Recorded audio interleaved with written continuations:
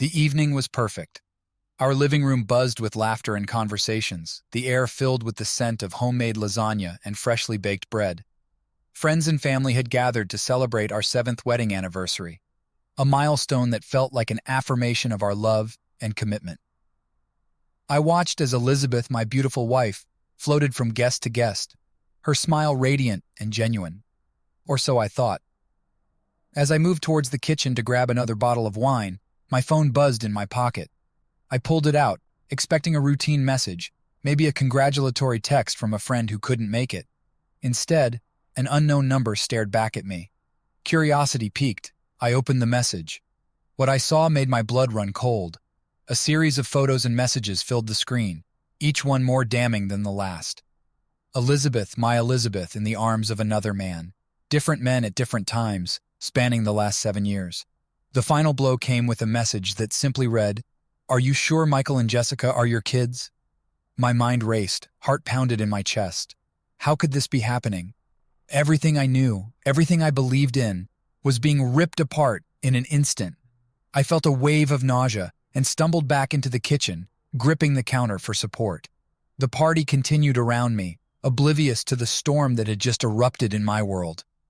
I forced myself to breathe, to think clearly. Confronting Elizabeth now, in front of everyone, would create a scene and cause more damage than I was prepared to deal with. I needed to be sure, to gather more evidence before making any decisions. I returned to the living room, my face a mask of calm determination. Elizabeth looked at me, her eyes sparkling with love and joy. How long had she been deceiving me? How could she smile like that, knowing what she had done? As the evening wore on, I played the role of the perfect host, all the while plotting my next steps. I would find out the truth, every last detail, and then I would make her pay for every lie, every betrayal. This was just the beginning of my investigation, and Elizabeth had no idea what was coming. For now, I would wait. I would smile and toast to 7 years of marriage, all the while knowing that this celebration marked the end of everything I once held dear.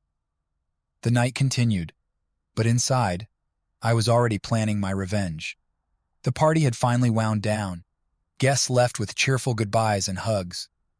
Elizabeth was in the kitchen, washing the last of the dishes, humming softly to herself. I watched her from the doorway, my mind a turbulent sea of emotions, shock, disbelief, anger. As she placed the final dish in the drying rack, she turned and saw me standing there. "Hey, love," she said, her voice warm and affectionate. "You look tired. Come to bed?" I nodded, forcing a smile, but inside I was seething. How could she stand there so innocently, knowing what she had done? I followed her upstairs, my heart heavy with the burden of what I had discovered. In our bedroom, Elizabeth changed into her pajamas and slipped under the covers. I stood by the window, staring out into the darkness, the glow of the streetlights casting long shadows across the room. My thoughts were racing, replaying the images and messages I had seen earlier that night. "Are you coming to bed?" she asked, her voice tinged with concern. "In a minute," I replied, struggling to keep my voice steady. I needed time to process and to think. I couldn't let her see the turmoil inside me, not yet. As she drifted off to sleep, I sat on the edge of the bed, my mind a whirlwind of thoughts. Every shared moment, every laugh, every touch now felt tainted, poisoned by her betrayal. How could she have done this to me? To our family? I knew I couldn't confront her without more evidence. The anonymous message had given me a glimpse into her infidelity, but I needed to be sure. I needed to know everything before I could take any action. Over the next few days, I began to piece together the fragments of her deceit. I went through her phone when she was in the shower, searched her email, and even hired a private investigator to follow her. Each discovery was like a knife to the heart, but it fueled my resolve. I had to know the full extent of her betrayal. The most painful part was the children. Michael and Jessica, my pride and joy. The thought that they might not be mine was unbearable. I couldn't look at them without feeling a pang of sorrow and doubt. I needed to know the truth, even if it destroyed me. One evening while Elizabeth was out with friends, I swabbed the children's cheeks for a DNA test. My hands shook as I sealed the envelopes and sent them off to the lab. The wait for the results was agonizing, each day stretching into an eternity. I kept my facade intact, playing the role of the loving husband and father. All the while, my heart was breaking. Elizabeth continued her charade, blissfully unaware of the storm brewing just beneath the surface.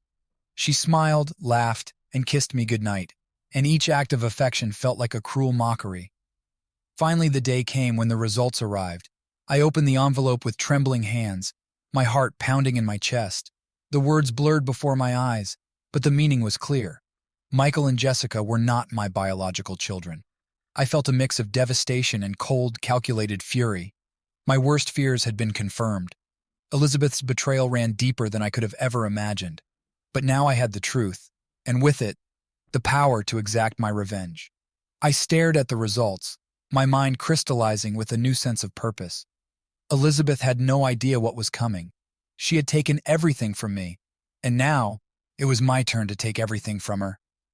The plan for my revenge was already forming, and I would ensure she felt every ounce of the pain she had inflicted upon me. With the DNA results confirming my worst fears, I knew I had to move forward with my plan. Confronting Elizabeth directly would be too risky. I needed irrefutable proof and a strategy that would leave no room for her to manipulate the situation. My anger had transformed into a cold, calculating determination. I began my secret investigation, delving deeper into Elizabeth's hidden life. The private investigator I had hired, Tom, became an invaluable ally. He was experienced, discreet, and thorough. I shared everything I had discovered so far and set him on the task of uncovering every detail of Elizabeth's affairs. Tom worked quickly. Within days, he provided me with a comprehensive report, complete with dates, times, and locations of Elizabeth's rendezvous. The evidence was damning. There were photos of her with different men, receipts from hotels, and detailed logs of their interactions. It was worse than I had imagined. She had been living a double life for years. While Tom continued his surveillance, I turned my attention to financial matters.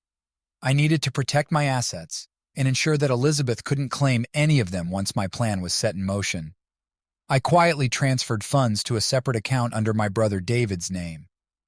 David was the only person I trusted implicitly, and he agreed to help without asking too many questions. As the days passed, I maintained my facade of normalcy. Elizabeth remained blissfully unaware, continuing her deceitful ways.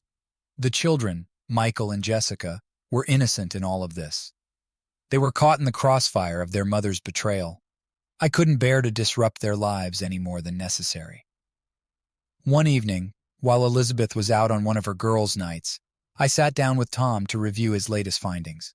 He had uncovered information about one of her most frequent lovers, a man named Jack. Jack was a colleague of Elizabeth's, someone she had known for years. Their affair had been ongoing since before Michael was born. "Jack is the key," Tom said, sliding a file across the table. "He's the one she's most involved with. If we can expose him, it will cause a significant ripple effect." I nodded, absorbing the information. "What do you suggest?" "We need to catch them in the act," Tom replied. "If we can get concrete evidence of their affair, we can use it to our advantage. Elizabeth won't be able to deny it, and Jack's life will be turned upside down." The plan was risky, but it was necessary. We decided to set a trap, using Tom's connections to plant surveillance equipment in Jack's apartment. The next time Elizabeth went to see him, we would have everything recorded. The waiting was agonizing. I played my role perfectly, acting as the loving husband, while inside I seethed with anger and anticipation. Elizabeth continued her charade, unaware of the net closing in around her. Finally, the night arrived. Elizabeth left the house, telling me she was going to meet her friends. I knew where she was going. Tom and I were ready, watching from a distance as she entered Jack's apartment. Hours passed, and then the call came. "We've got them," Tom said, his voice steady. "Everything is recorded." I felt a grim satisfaction as I listened to the recording. The sounds of their betrayal were all the evidence I needed. Elizabeth had dug her own grave, and now it was time to bury her in it. I returned home, my mind racing with the possibilities. The next phase of my plan was about to begin, and Elizabeth had no idea what was coming. She had played her part well, but now it was my turn to take the stage. The game was just beginning, and I intended to win. The evidence from Jack's apartment was damning, but I knew I needed more. Elizabeth's betrayal was multifaceted, and to ensure my plan's success, I had to uncover every hidden detail. My mind raced with possibilities as I dug deeper into her deceitful life. The next morning, I acted as if nothing had changed. Elizabeth was in the kitchen preparing breakfast, her face serene and content. I kissed her on the cheek, feeling a surge of revulsion. How long had she been lying to me? How many more secrets were buried beneath her smile? As she left for work, I started my day with a new sense of purpose. I began by examining our home more thoroughly. I went through Elizabeth's personal belongings, searching for any clues that might have escaped my notice. Her laptop was my first target. While she had always been careful to log out of her accounts, I knew there had to be something she had overlooked. Using a password recovery tool, I managed to gain access to her email. What I found was a treasure trove of information. Emails exchanged with her lovers, explicit messages, and even discussions about meeting up. Each email was a dagger to my heart, but it also strengthened my resolve. I printed everything and added it to the growing file of evidence. Next, I turned my attention to her phone. I had already seen some incriminating texts, but I needed more. With the help of a data recovery program, I was able to retrieve deleted messages and photos.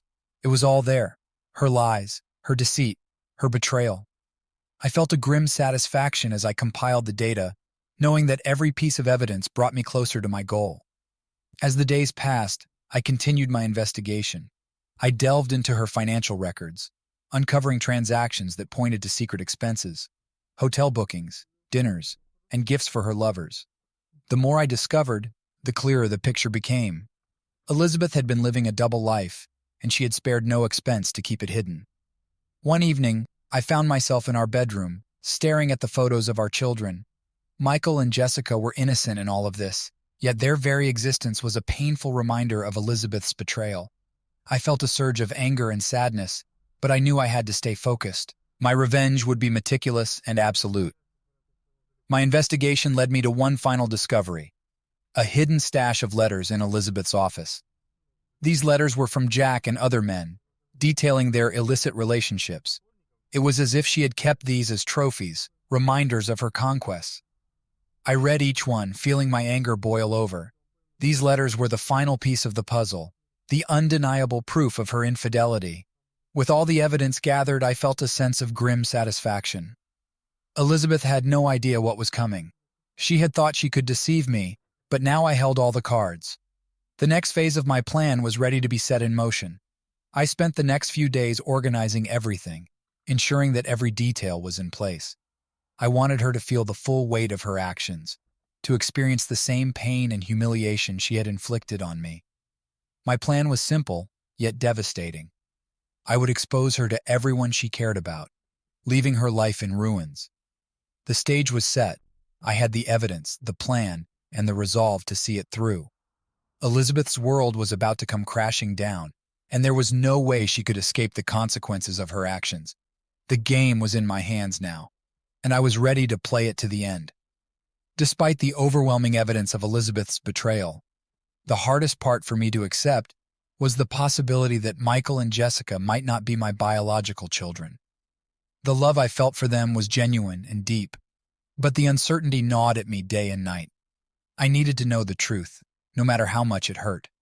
One quiet evening, after putting the kids to bed, I sat alone in my office, staring at the DNA test kit I had purchased. My hands trembled as I opened the package, the weight of the potential revelation bearing down on me. Gathering my resolve, I went to their rooms and gently swabbed the inside of their cheeks while they slept, praying they wouldn't wake up and ask questions I wasn't ready to answer. With the samples safely collected, I sealed them in the provided envelopes and sent them off to the lab. The wait for the results felt like an eternity, each day stretching endlessly as I went through the motions of normal life.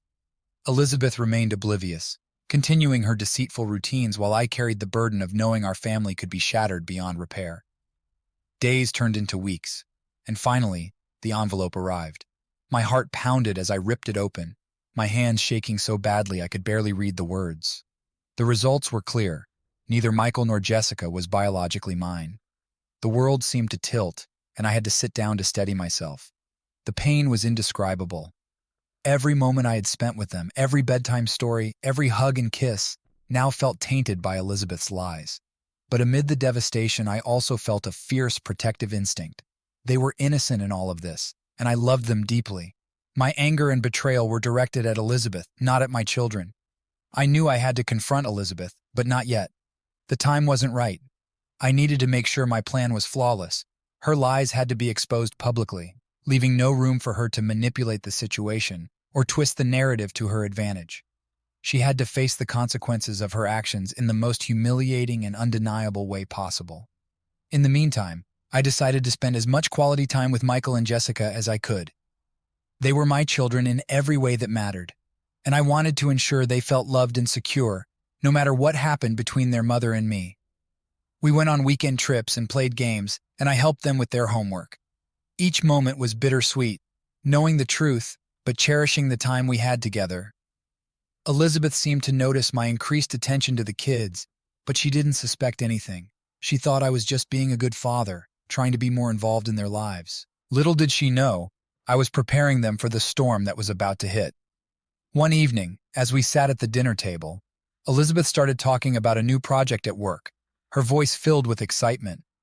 I listened, forcing myself to stay calm, even as anger simmered just beneath the surface. She had no idea what was coming, and that gave me a twisted sense of satisfaction. After dinner, I went to my office and reviewed the evidence one more time.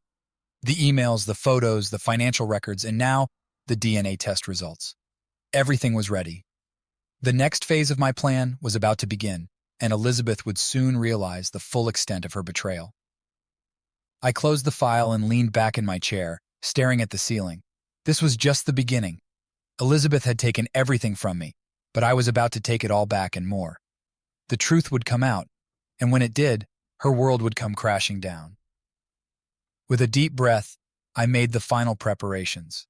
The children were asleep, and Elizabeth was watching TV in the living room. Tomorrow, everything will change. She had no idea what was about to hit her, and I was ready to unleash the full force of my revenge. The morning sun filtered through the curtains as I stood in the kitchen, preparing breakfast for Michael and Jessica. Elizabeth was still upstairs, getting ready for work. My mind was a maelstrom of thoughts, but I forced myself to focus on the task at hand. Today was the day everything would change. As the kids ate their pancakes, laughing and chatting, I felt a pang of sadness. They were so innocent, so unaware of the turmoil brewing beneath the surface. I smiled and joined in their conversation, cherishing the moment even as I prepared to shatter the illusion of our perfect family. Elizabeth finally came downstairs, her usual bright smile in place. "Morning, everyone," she chirped, kissing each of the kids on the head before giving me a quick peck on the cheek. "What's on the agenda today?" I forced a smile. "Just the usual, work, school, the daily grind." She nodded, grabbing her coffee and heading towards the door. "I'll be home late tonight, meeting with a client. Don't wait up." I watched her leave, a bitter taste in my mouth. The lies came so easily to her. She had no idea that today, her web of deceit would begin to unravel. Once the kids were off to school, I went to my office and pulled out the file containing all the evidence I had gathered. The DNA results were on top, a stark reminder of the betrayal that had cut the deepest. I reviewed everything one last time, making sure it was all in order. I had planned to meet with a lawyer that afternoon. I needed to understand my options and make sure that I was fully prepared for the legal battle that was sure to come. The lawyer, Susan, came highly recommended and was known for her tenacity in divorce cases. Susan greeted me warmly when I arrived at her office. I handed her the file, watching as her expression shifted from professional curiosity to shock as she went through the contents. "This is quite the collection," she said, looking up at me. "You have more than enough to make a solid case for divorce and full custody." I nodded, feeling a mix of relief and sorrow. "I want to make sure she doesn't get away with anything. She betrayed me, and she needs to face the consequences." Susan leaned back in her chair, considering. "We can file for divorce on grounds of infidelity and fraud, especially given the DNA results. You'll have a strong case for full custody of the children as well, given her deceit." I felt a sense of grim satisfaction. "Let's do it. I want to move forward as quickly as possible." Susan nodded. "I'll start the paperwork immediately. In the meantime, you need to start preparing the children. This will be a difficult transition for them." I left her office with a sense of purpose. The legal wheels were in motion, and there was no turning back now. I drove home, my mind racing with thoughts of the confrontation that awaited. Elizabeth had no idea what was coming. That evening, after the kids were in bed, I sat in the living room waiting for Elizabeth to come home. My heart pounded as I rehearsed what I would say. The evidence was ready, the lawyer was on my side, and I had steeled myself for the confrontation. Elizabeth walked in around 9 p.m., looking tired but content. She smiled when she saw me. "Hey, you're still up. How was your day?" I stood up, my face a mask of calm. "We need to talk, Elizabeth." She frowned, sensing the seriousness in my tone. "What is it?" I handed her the file, watching as she opened it. Her eyes widened in shock as she flipped through the pages, the color draining from her face. "What is this?" she whispered, her voice trembling. "It's the truth," I said, my voice cold and steady. "All the lies, all the deceit. It's over, Elizabeth. I'm filing for divorce." She looked up at me, her eyes filled with panic. "Please, let's talk about this. We can work it out." I shook my head. "There's nothing to work out. You betrayed me, you lied about the children. This marriage is over." Elizabeth sank into a chair, tears streaming down her face. "I'm so sorry. I never meant for it to go this far." Her words felt hollow, a desperate attempt to salvage what was left. But I was done. I had made my decision, and there was no going back.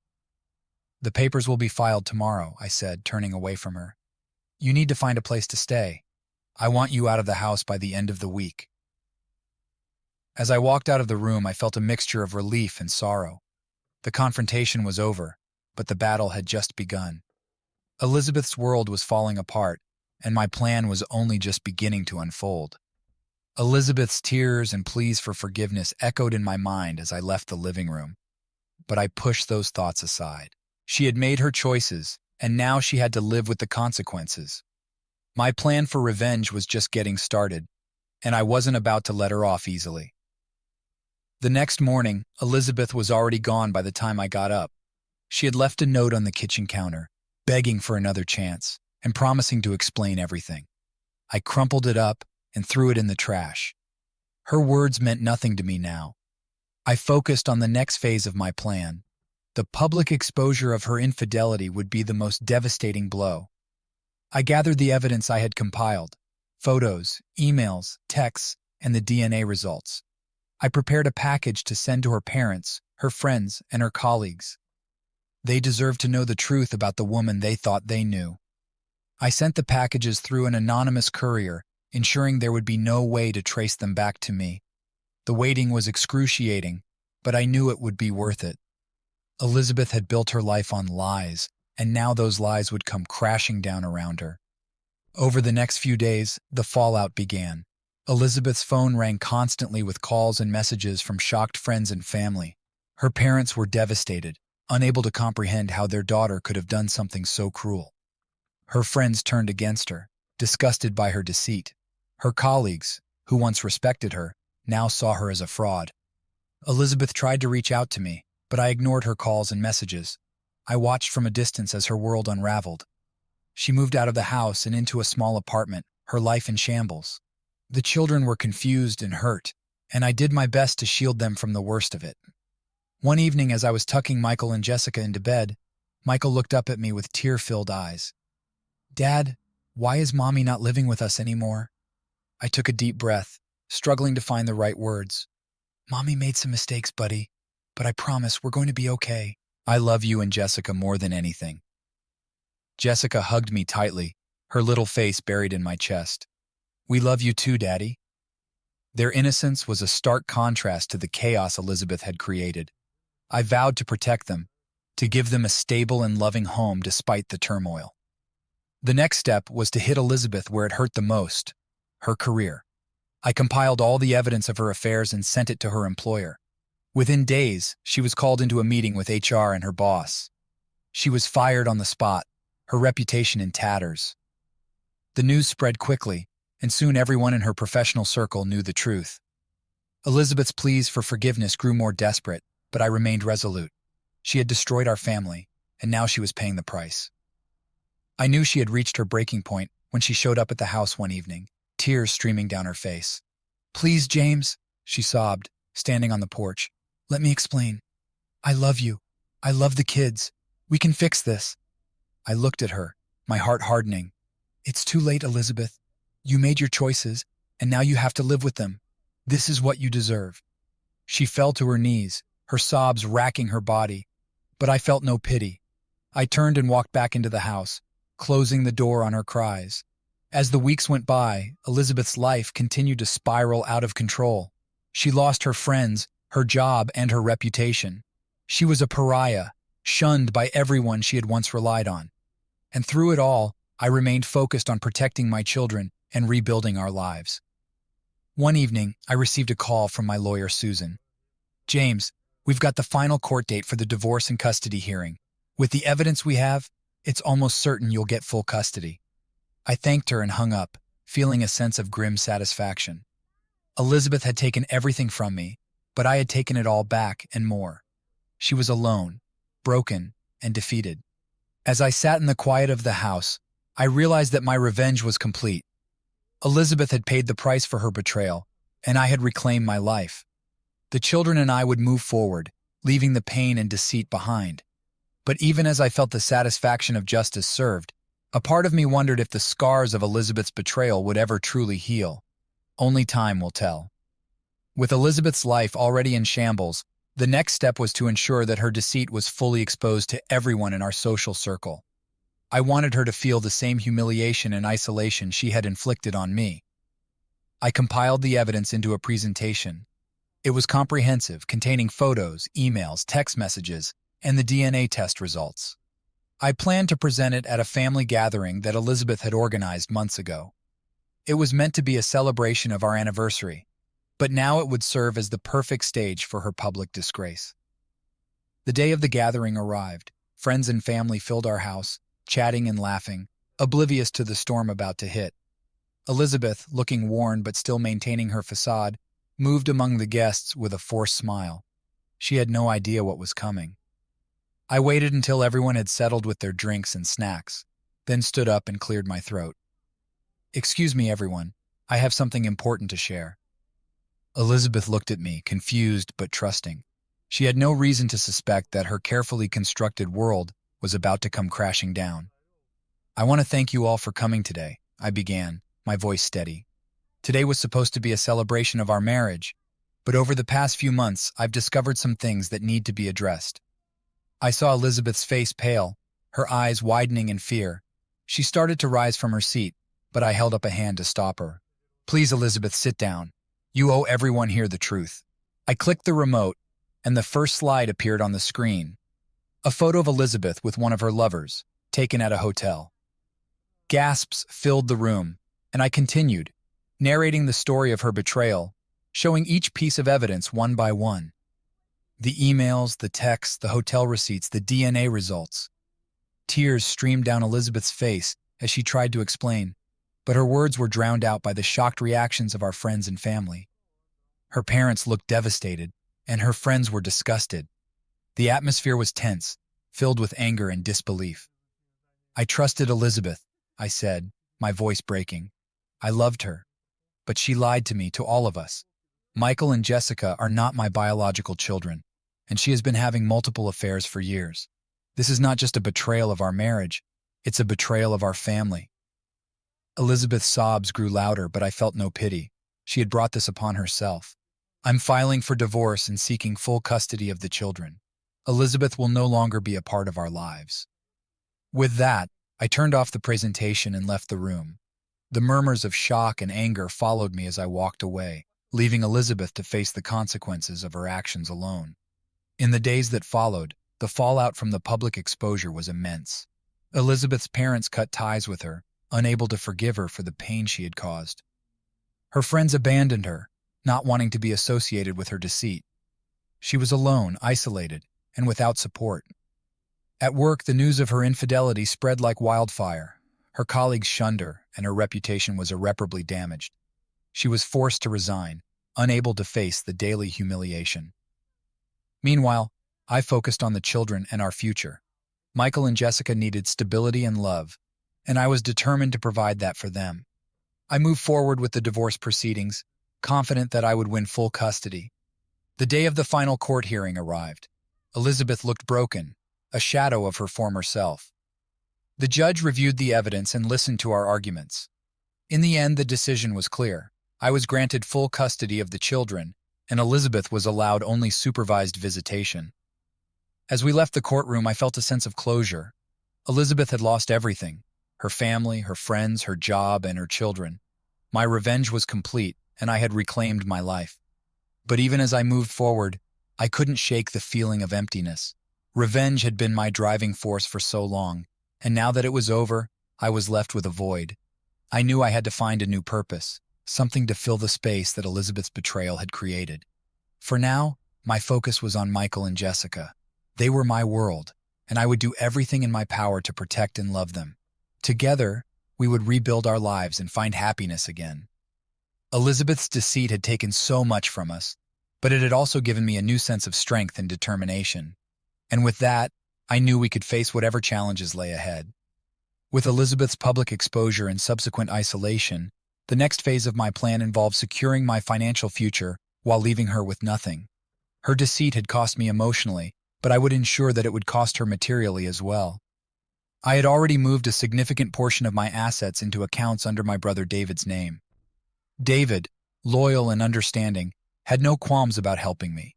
He knew what Elizabeth had done and supported my quest for justice. I sat down with my financial advisor, Richard, a trusted friend who had been briefed on the situation. Together, we reviewed my finances, planning the final steps to ensure that Elizabeth would be left with as little as possible. "We need to make sure everything is airtight," Richard said, looking over the documents. "She won't be able to claim any of your assets once the divorce is finalized."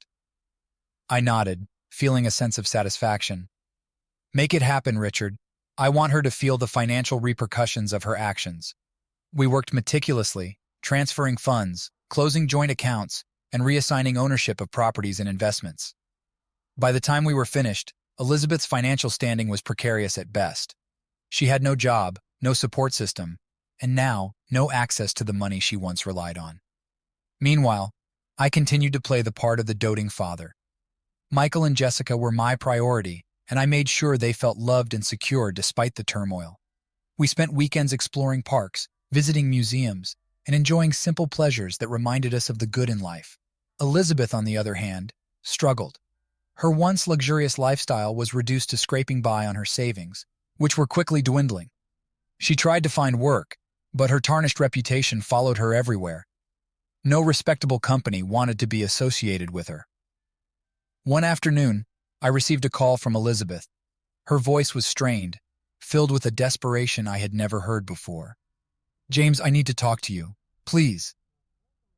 I agreed to meet her at a local cafe, curious to see what she had to say. When I arrived, she looked worn and defeated, a stark contrast to the confident woman she once was.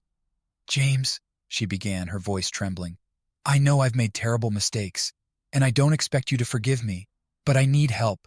I can't find a job, and I'm running out of money. Please, for the sake of the kids, can you help me?" Her plea was heart-wrenching, but I remained resolute. "Elizabeth, you brought this on yourself. You lied, you cheated, and now you're facing the consequences. I can't and won't bail you out." Tears welled up in her eyes, but I felt no sympathy. "Please, James, just a loan to get me back on my feet." I shook my head. "No, you need to figure this out on your own.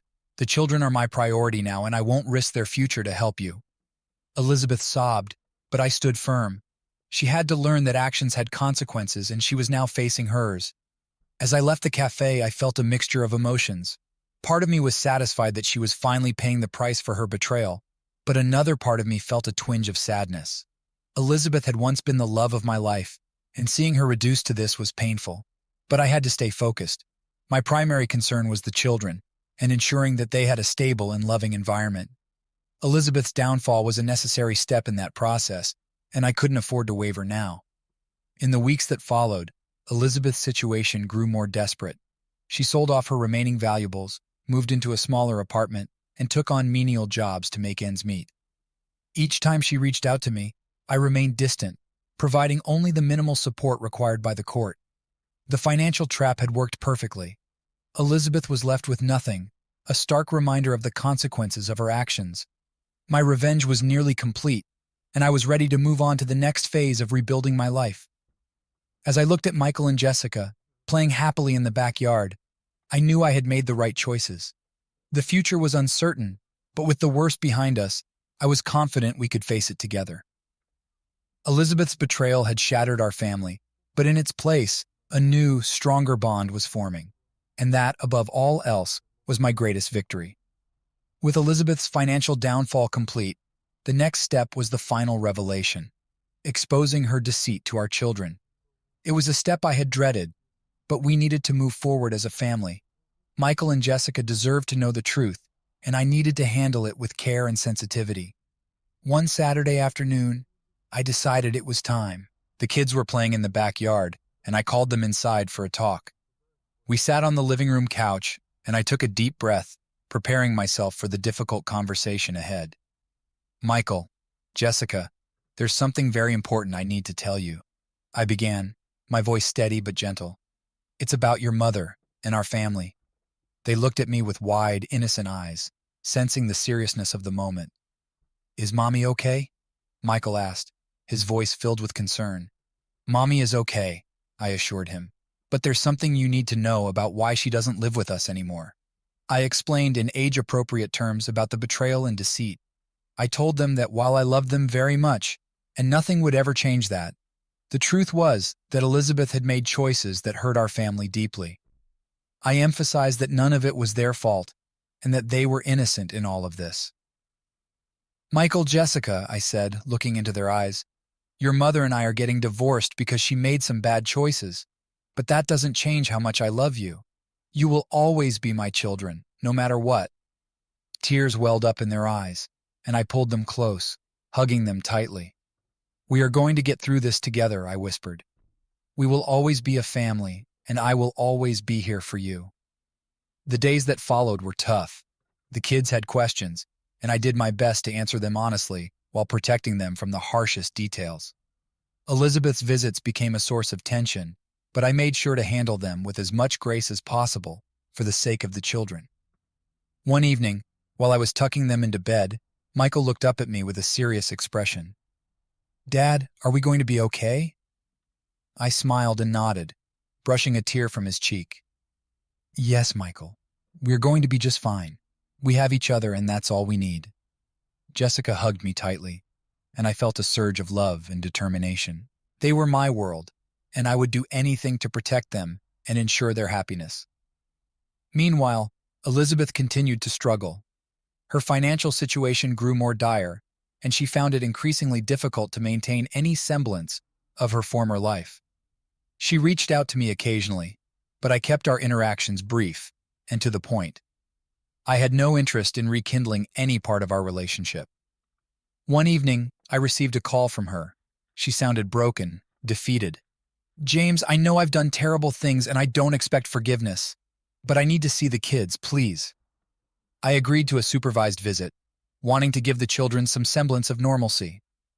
Elizabeth arrived looking gaunt and tired, a shadow of her former self. The kids were happy to see her, and I allowed them to spend some time together under my watchful eye. After the visit, Elizabeth pulled me aside. Thank you, James, she said, her voice trembling. I know I don't deserve your kindness, but thank you. I nodded, feeling a mixture of pity and resolve. The kids deserve to see their mother. But don't mistake this for forgiveness, Elizabeth. You made your bed, and now you have to lie in it. She nodded, tears streaming down her face. I understand. I just want to be a part of their lives, even if it's from a distance. As she left, I felt a sense of closure. Elizabeth's betrayal had nearly destroyed us, but we were rebuilding, stronger than before. The final revelation to the children had been painful, but it was a necessary step in our healing process. In the weeks that followed, life began to settle into a new normal. The kids adapted to the changes, and our bond grew even stronger. I focused on creating a stable, loving environment for them, ensuring they felt safe and supported. Elizabeth's life continued to unravel, but I no longer concerned myself with her struggles. My priority was my children and our future. We had been through hell, but we had come out the other side stronger and more resilient. As I watched Michael and Jessica play in the backyard one sunny afternoon, I felt a sense of peace. The storm had passed, and we were finally moving forward. Elizabeth's betrayal had taken so much from us, but it had also taught us the value of truth, love, and family. And that, above all else, was the most important lesson of all. The day of the final court hearing arrived with a mix of anticipation and dread. This was the culmination of months of preparation, heartache, and relentless determination. I dressed in a sharp suit, hoping to present myself as the composed and responsible parent I aimed to be for Michael and Jessica. At the courthouse, Susan, my lawyer, met me with a reassuring smile. "We've got everything we need, James. Stay calm and let the evidence speak for itself." Elizabeth arrived shortly after, looking frail and defeated. Her once confident demeanor had crumbled, replaced by a shadow of her former self. I couldn't afford to let sympathy weaken my resolve. She had to face the consequences of her actions. The courtroom was tense as the proceedings began. The judge reviewed the evidence presented by both sides. Susan detailed Elizabeth's infidelity, the financial deceit, and the DNA results. Elizabeth's lawyer tried to mitigate the damage, but the overwhelming evidence left little room for doubt. When it was my turn to testify, I spoke honestly about the betrayal, the pain, and my unwavering commitment to the children. "Your Honor," I said, my voice steady, "I want what's best for Michael and Jessica. They need stability, love, and a safe environment. I've done everything in my power to provide that and will continue to do so." Elizabeth took the stand next. She was tearful and remorseful and pleaded for a chance to be part of the children's lives. Her words were filled with regret, but they couldn't undo the damage she had caused. After hours of testimony and deliberation, the judge finally made his decision. "In light of the evidence presented, I find that it is in the best interest of the children to grant Mr. James full custody. Miss Elizabeth will have supervised visitation rights. The financial arrangements will be as outlined by Mr. James's counsel." The weight of the judge's words hit Elizabeth like a ton of bricks. She broke down in tears, but I felt an immense sense of relief. Justice had been served, and my children were safe. Outside the courtroom, Susan congratulated me. "You did great, James. Now you can focus on moving forward." I thanked her and left the courthouse, feeling a mix of emotions. The legal battle was over, but the journey of rebuilding our lives was just beginning. In the weeks that followed, I focused on creating a sense of normalcy for Michael and Jessica. We established new routines filled with love, support, and stability. I enrolled them in therapy to help them process the changes and emotions they were experiencing. Their resilience amazed me, and I was determined to be the best father I could be. Elizabeth's visits were supervised and strictly regulated. The children seemed to handle the situation well, and I made sure to be there for them every step of the way. Elizabeth continued to struggle with her demons, but I no longer felt responsible for her fate. One evening, after putting the kids to bed, I sat on the porch, reflecting on the past year. The betrayal, the pain, the legal battles. It had all been worth it to ensure a better future for my children. The scars of Elizabeth's deceit would always be there, but they were a reminder of the strength and resilience we had found within ourselves. As the months passed, I began to find a sense of peace. The children thrived in their new environment, and our bond grew stronger every day. We were no longer defined by the past, but by the love and determination to build a better future. Elizabeth, though still a part of our lives through her visits, was a distant memory of the woman she once was. She had lost everything because of her actions, and though I felt pity for her, I knew she had to face the consequences of her choices. Life moved forward, and with each passing day, we healed a little more. The divorce and legal battles had been a necessary step in reclaiming our lives, and now we were free to embrace the future with hope and strength. As I watched Michael and Jessica play in the yard, their laughter filling the air, I felt a profound sense of gratitude. We had survived the storm, and now we were basking in the sunlight of a new beginning. Our journey was far from over, but together we could face whatever challenges lay ahead. And so we moved forward, leaving the past behind and embracing the promise of a brighter tomorrow. With the divorce finalized and the legal battles behind us, life began to settle into a new normal. However, the emotional wounds left by Elizabeth's betrayal were still fresh, and trust was a fragile thing. I had to navigate a new reality where trust was no longer a given, but something that needed to be rebuilt piece by piece. The impact of Elizabeth's deceit lingered in every aspect of our lives. Michael and Jessica were adapting well, but I could see the questions and doubts in their eyes. They were too young to fully understand the complexities of betrayal, but they sensed the shift in our family dynamic. I made it my mission to be as transparent and honest with them as possible, while also protecting them from the harshest truths. One evening, after a particularly challenging day at work, I sat with Michael and Jessica at the dinner table. They were telling me about their school day, and I listened intently, trying to focus on the present moment. But my mind kept drifting back to the betrayal and the loss of trust that haunted me. "Dad, are we ever going to be a normal family again?" Jessica asked, her big blue eyes filled with innocent curiosity. I took a deep breath, choosing my words carefully. "Sweetheart, we are a normal family. We might have been through some tough times, but that doesn't change the love we have for each other. It's going to take time, but we'll heal and grow stronger together." Michael nodded, but I could see the lingering doubt in his expression. "Do you still love Mom?" The question hit me hard. I had been so focused on protecting them and ensuring their stability that I hadn't prepared for this. "I care about your mom because she's your mother, and she will always be a part of your life. But sometimes, people make mistakes that are hard to forgive. What's important is that we support each other and move forward." Their questions continued to surface over the next few weeks, and I did my best to provide honest, age-appropriate answers. It was a delicate balance between shielding them from the full extent of Elizabeth's actions and helping them understand the reality of our situation. Meanwhile, I struggled with my ability to trust. Every interaction with Elizabeth during her supervised visits was fraught with tension. She often tried to speak to me privately, seeking some form of reconciliation or understanding, but I remained distant and guarded. One afternoon, while the kids were playing in the park, Elizabeth approached me. "James, I know I've hurt you deeply. I'm working on myself, trying to become a better person. Can we at least try to rebuild some kind of trust for the sake of the kids?" I looked at her, seeing the sincerity in her eyes, but I couldn't let go of the pain she had caused. "Elizabeth, trust isn't something that can be easily rebuilt. You shattered it, and it's going to take a lot of time and effort to even begin to repair it.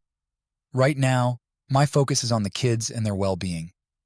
She nodded, tears glistening in her eyes. "I understand. I just want to be a part of their lives and do what's best for them." Her words were a step in the right direction, but I couldn't bring myself to fully believe them. Trust, once broken, was incredibly difficult to restore. I decided to focus on creating a stable and loving environment for Michael and Jessica, one where they felt safe and secure despite the upheaval we had endured. As time passed, I slowly started to open up to the idea of trusting others again. I reconnected with old friends and even began to consider the possibility of new relationships. The scars of Elizabeth's betrayal would always be there, but I couldn't let them define my future. One evening, I met with my brother David for dinner. He had been my rock throughout the entire ordeal, and I valued his perspective.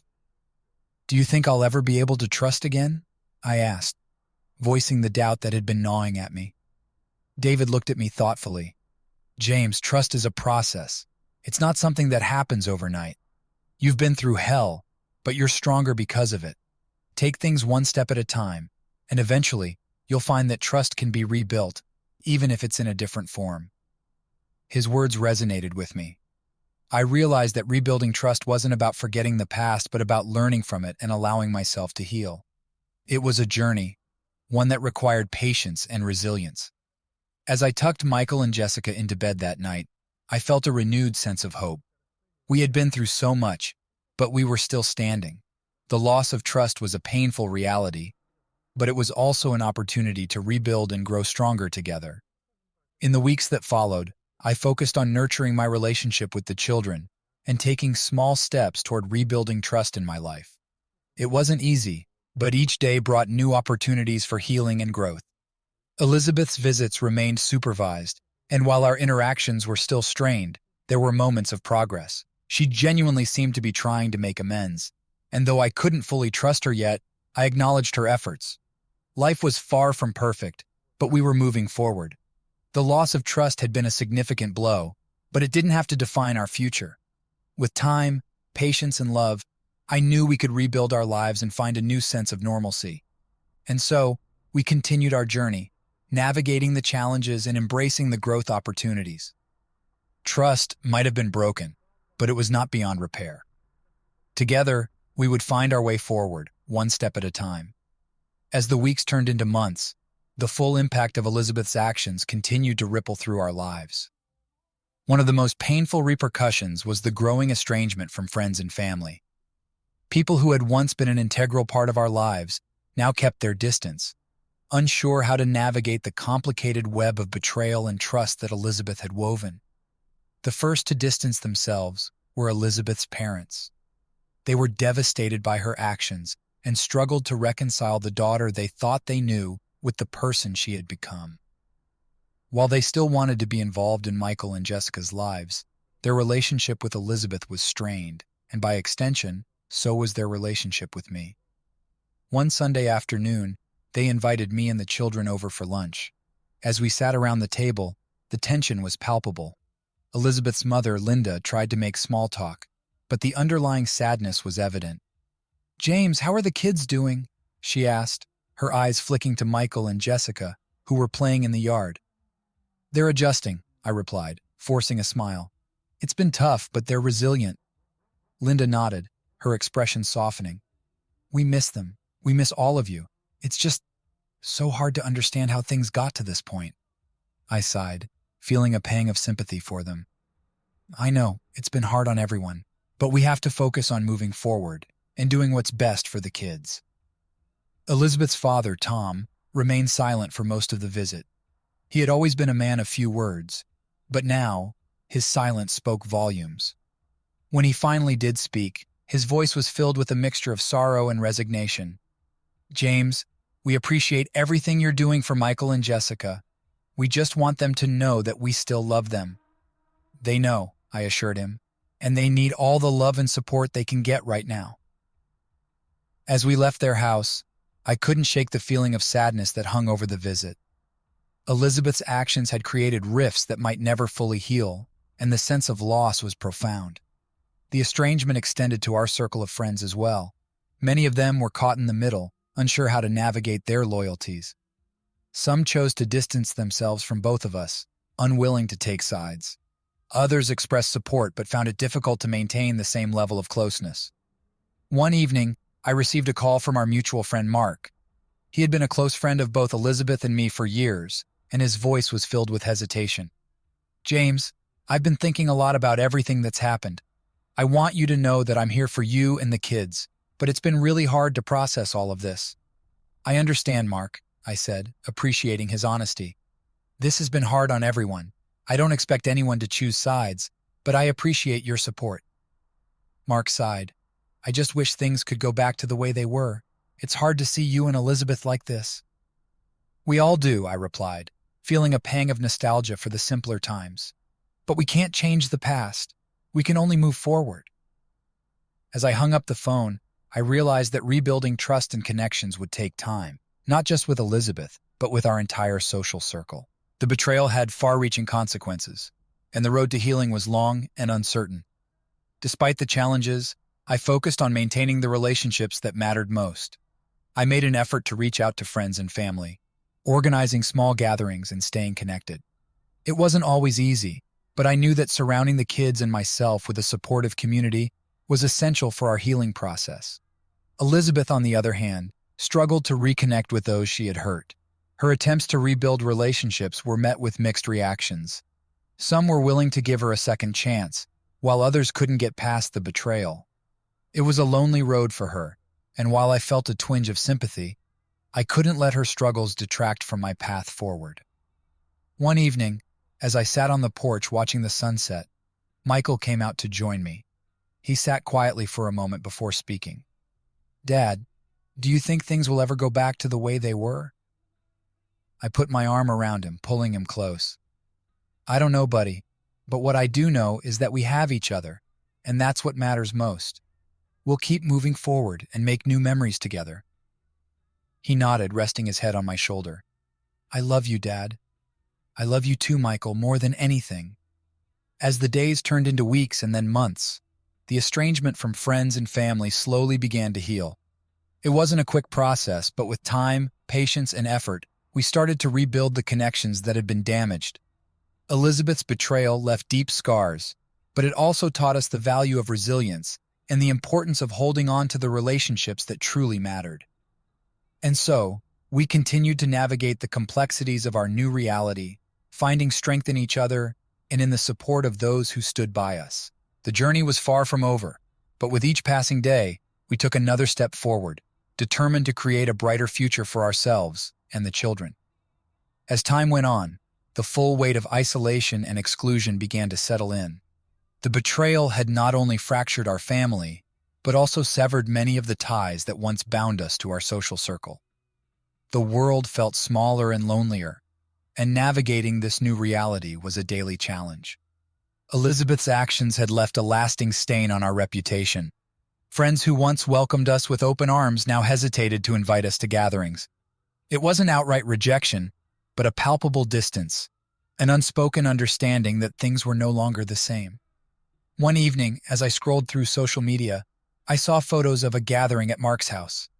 It was a familiar scene, friends laughing, kids playing, everyone enjoying themselves. But we hadn't been invited. The realization hit me hard, a reminder of how much our lives had changed. The next day, I ran into Mark at the grocery store. He greeted me with a friendly smile, but there was an awkwardness in his demeanor. "Hey James, how's it going?" "Not bad, Mark. How about you?" I replied, forcing a casual tone. He hesitated, glancing around before speaking. "Look, about the party last night, it wasn't personal. Things have just been complicated, you know?" I nodded, understanding but still feeling the sting. "I get it, Mark. No hard feelings." We chatted briefly before parting ways, but the encounter left a bitter taste. The exclusion was subtle but undeniable, a reminder of the fractured relationships and the long road ahead to rebuild them. The isolation extended beyond social gatherings. At work, colleagues who once engaged in friendly banter now kept their interactions strictly professional. I felt like an outsider, someone to be pitied or avoided. It was a harsh reality, but I had to accept it and focus on what truly mattered: my children and our future. Michael and Jessica, too, felt the effects of exclusion. Playdates became less frequent, and invitations to birthday parties dwindled. It pained me to see them left out, but I did my best to compensate by organizing activities and outings to keep them engaged and happy. One Saturday afternoon, I took them to the local park. As they played on the swings, I sat on a bench, watching them with a mixture of pride and sadness. They were resilient, but the isolation was taking its toll.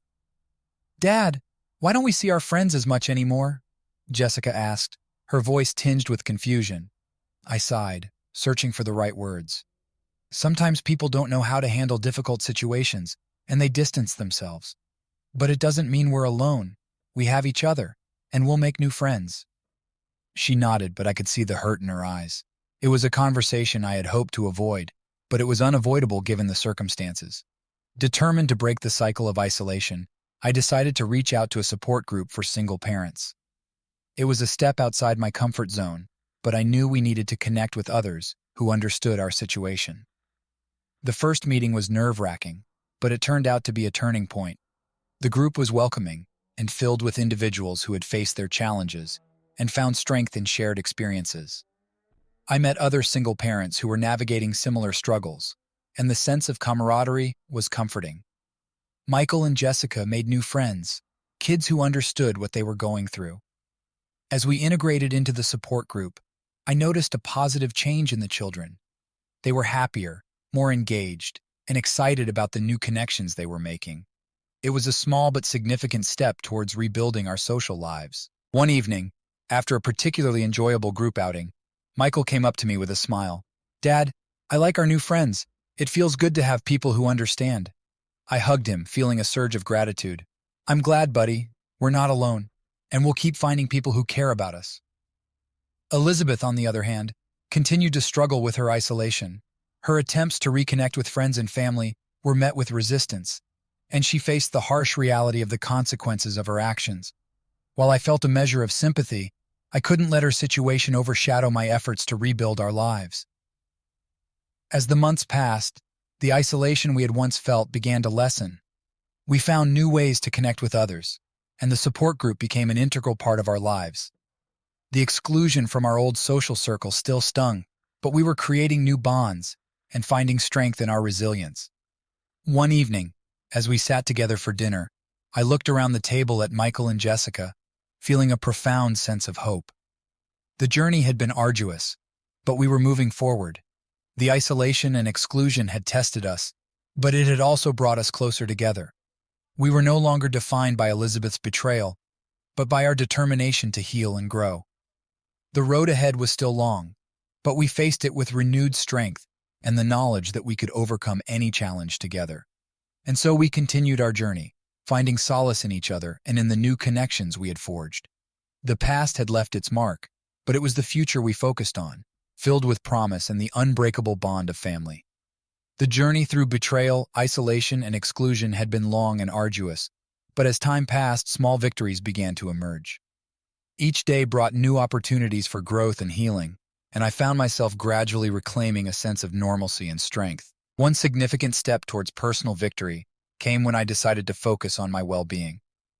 For so long, my energy had been consumed by the fallout from Elizabeth's betrayal and ensuring the stability of Michael and Jessica. It was time to prioritize my own needs and rediscover the person I had been before the chaos. I started with simple changes: regular exercise, healthier eating, and setting aside time for hobbies I had neglected. I dusted off my old guitar, finding solace in the familiar chords and melodies. Music had always been a source of comfort for me, and returning to it felt like reclaiming a part of myself that had been lost. As my physical and emotional health improved, I also began to explore new interests. I enrolled in a photography class, something I had always wanted to do, but never found the time for. The creative outlet was therapeutic, allowing me to see the world through a different lens and capture moments of beauty amidst the chaos. One afternoon, while reviewing my photos, Michael and Jessica peeked over my shoulder. "These are good, Dad," Michael exclaimed, his eyes wide with admiration. "Thanks, buddy," I said, smiling. "Maybe we can go out and take some pictures together sometime." Their excitement was infectious, and it became a regular activity for us. We explored parks, nature trails, and city streets, capturing memories and strengthening our bond. These moments were a testament to our resilience and a reminder that we could create joy even in the face of adversity. Professionally, I also experienced growth. The challenges at work had initially felt overwhelming, but as I regained my confidence, I began to excel. I took on new projects, built stronger relationships with colleagues, and even received a promotion. The sense of accomplishment was a stark contrast to the uncertainty that had once plagued me. One evening, after a particularly successful day at work, I sat on the porch, reflecting on how far we had come. The sunset was in brilliant hues of orange and pink, casting a warm glow over the yard where Michael and Jessica played. The laughter of my children filled the air, a sound that had become a symbol of our resilience. Elizabeth's visits, while still supervised, had become less frequent. She continued to struggle with her demons, and though I wished her well, my focus remained on moving forward.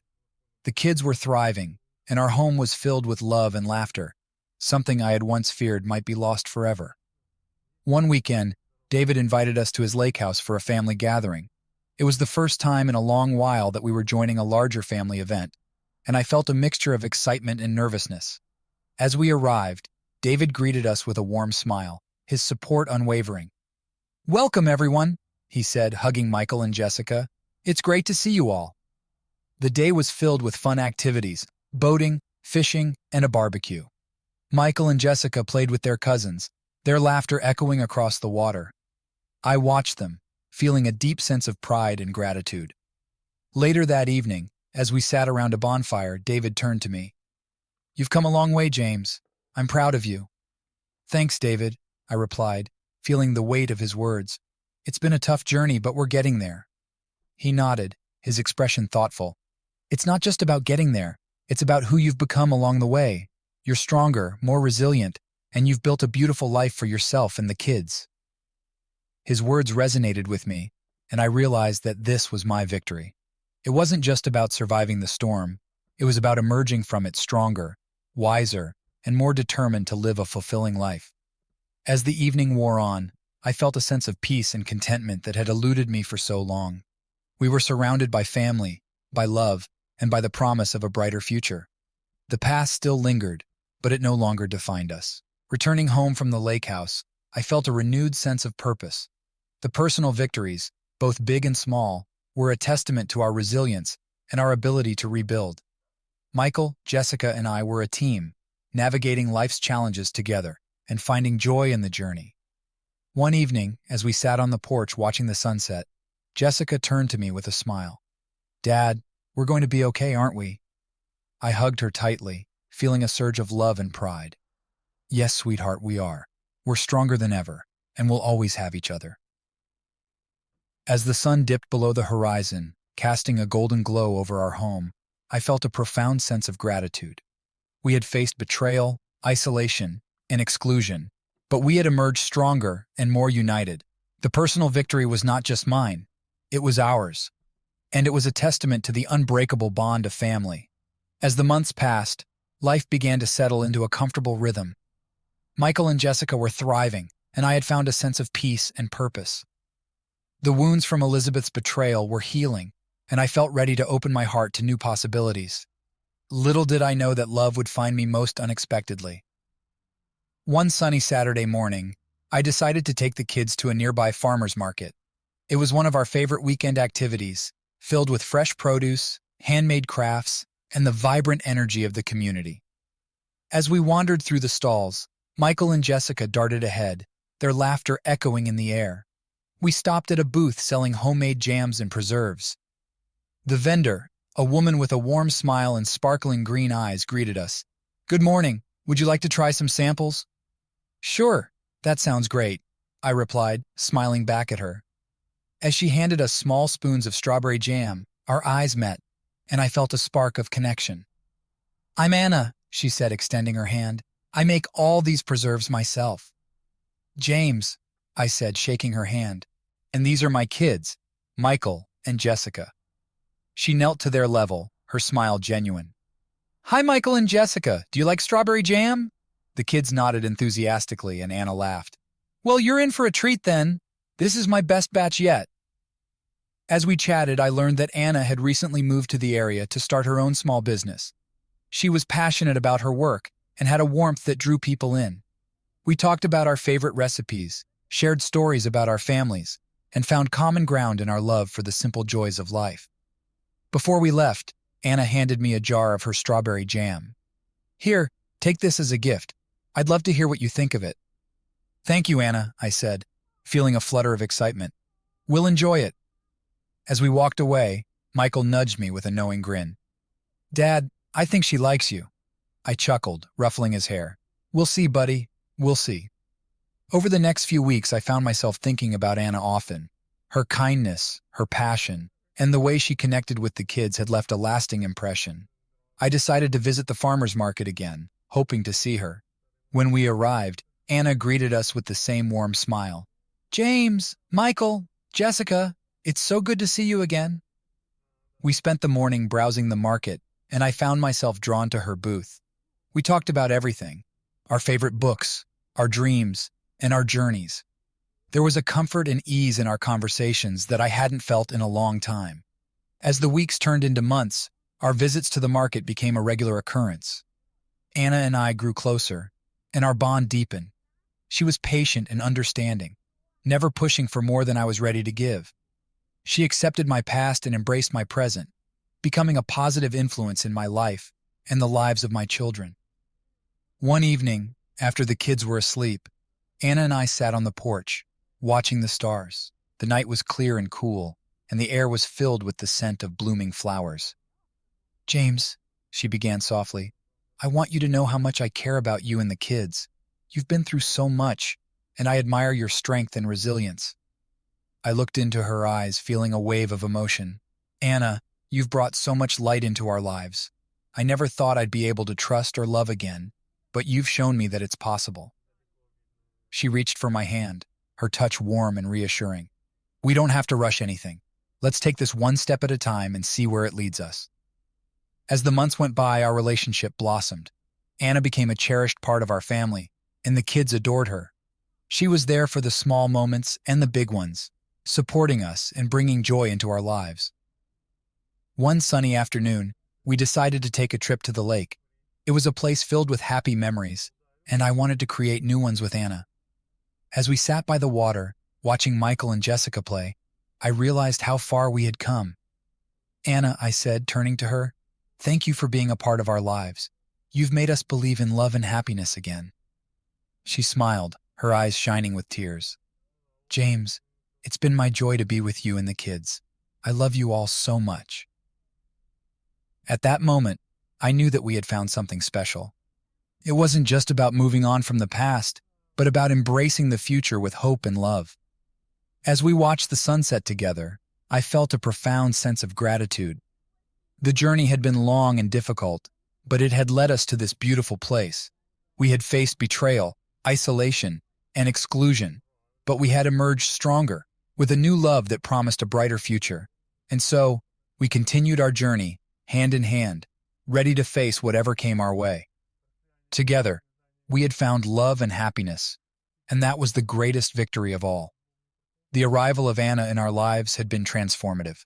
Her warmth, kindness, and genuine love for me and the kids breathed new life into our once fractured family.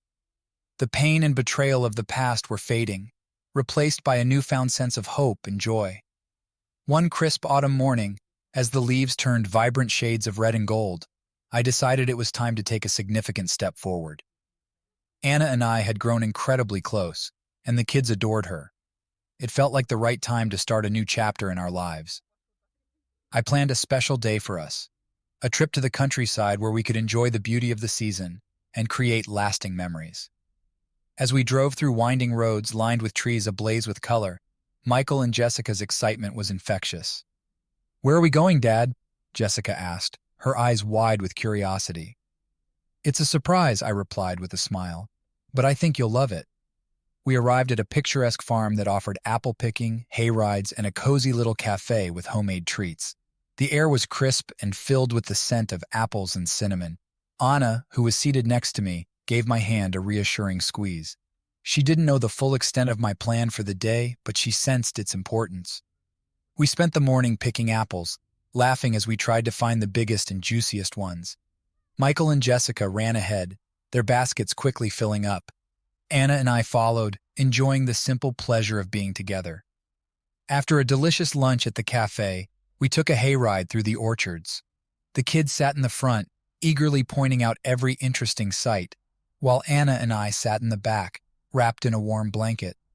"James," she said softly, leaning her head on my shoulder, "this is perfect.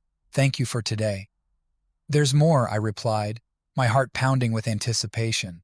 "I have something important to ask you."